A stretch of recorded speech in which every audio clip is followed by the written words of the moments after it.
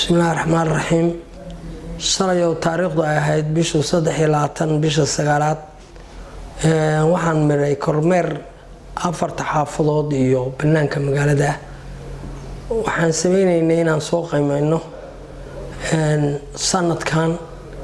iyo bilahan meeshay nadaafadu marayso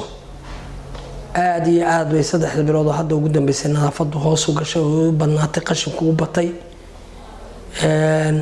afar taxaafadood waa kala diran yihiin marka laga reebo gacan libaax xaafada hodan halgan iyo waa bari saddex xaafadood baqashinku wuxuu yaalaa si aan caadi ahayn buu noqday waxaan rabnaa inaan qaadno ololihii nadaafada waan ka bilownaa afar xaafadood iyo banaanka qashinka la geenayo xoolaha loo geeyay iyo dhulkii banaanayo nadiifka ahaa qashinka la dhacay waxaan codsanaynaa in dadweynuhu wax nagala qabto qashinkana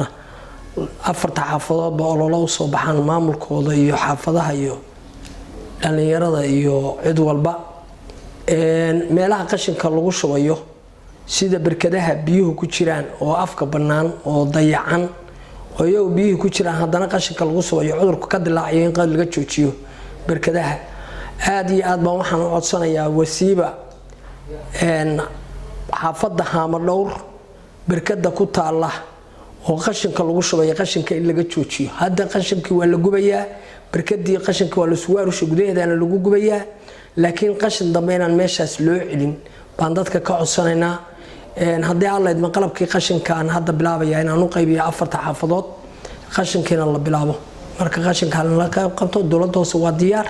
qashinka waa bilaabayna haddii allaydmo dadweynuhuna waxaan ka codsanaynaa inay naga caawiyaan